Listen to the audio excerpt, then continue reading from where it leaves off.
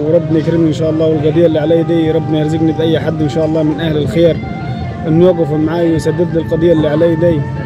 وربنا يعلم والله العظيم انا ساعات والله العظيم بنقفل الباب عليني، بناخده باليوم واثنين قافلين الباب علينا من بره بالقفل عشان خاطر ما حدش يجي يطالبني على حاجه.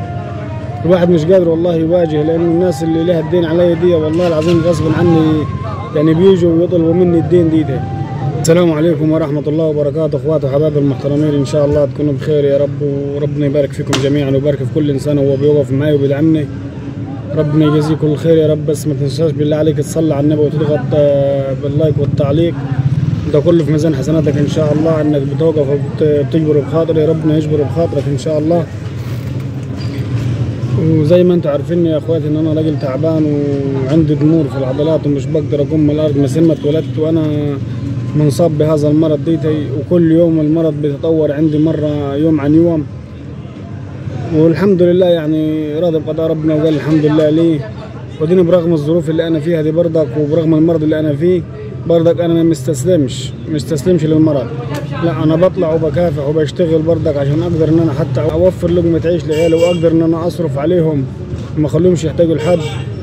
ونفسي ربنا يكرمنا والله العظيم ان نبقوا ربنا يكرمنا ان شاء الله ونسدد الدين اللي علينا وما يبقاش حد مديننا بحاجه، وربنا يكرمنا ان شاء الله، والقضيه اللي علي دي ربنا يرزقني باي حد ان شاء الله من اهل الخير انه يوقف معي ويسدد لي القضيه اللي علي دي. وربنا يعلم والله العظيم انا ساعات والله العظيم بنقفل الباب عليني، بناخده باليوم واثنين قافلين الباب علينا من بره بالقفل عشان خاطر ما حدش يجي يطالبني على حاجه.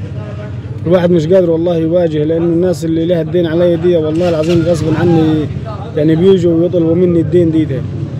فانا طالع وبناشد فيكم يا اهل الخير انكم توقفوا معي وتدعموني وتوصلوا صوت لاهل الخير. يعني انت لما هتخش تشارك الفيديو بتاعي وتشاهد الفيديوهات بتاعتي كده ربنا هيجازيك كل خير، لانك انت واقف معي وبتدعمني، وكل ما بتشارك الفيديو وربنا يكرمنا ان شاء الله والفيديو هيوصل لاي حد من اهل الخير.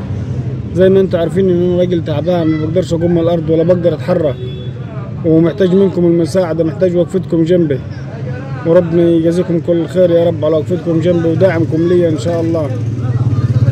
ويا ريت بالله عليكم بلاش لما افتح بث مباشر الاقي ناس تقعد تنتقد في حالتي ويقعدوا يشتموا فيا ويقولوا لي يا سوري ومش سوري. وبعدين احنا سوري واليمن والعراق وغزه وفلسطين ومصر، ما احنا كلنا اهل واحد، وليبيا وتونس احنا كلنا اهل واحد، ما فيش فرق بيننا ما بين بعض، احنا العرب كلهم يد واحده. فيا ريت بلاش شتيمه في البث المباشر.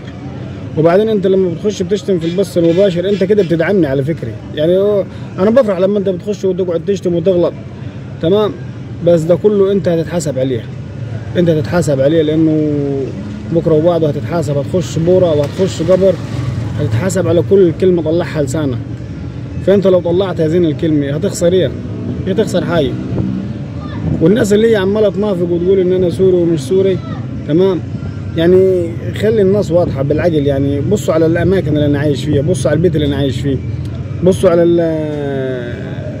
الحياه، يعني الحياه اللي انا عايشها حياه مش حياه حد سوري دي ولا قاعد بره مصر، لا ده انا مقيم في مصر. انا اسمي عادل محمد خليفه حسان، مقيم في مصر من وانا عندي 5 سنين، مقيم في محافظه قنا، مركز ابو تشت، قريه البحر سموم، قريه نجع الزمر، تمام. ده العنوان بتاعي بالتفصيل. الناس اللي هي بتقول لي ان انا سوري، طب انا بقول للناس لو اي حد عايز يجيب نفسه في البيت يتفضل ياخذ العنوان ويجي يشرفني في البيت عشان يصدق الكلام بتاعي. بس ما تنسوش بالله عليكم تصلوا على النبي وتضغطوا باللايك وشاركوا الفيديو. والسلام عليكم ورحمه الله وبركاته.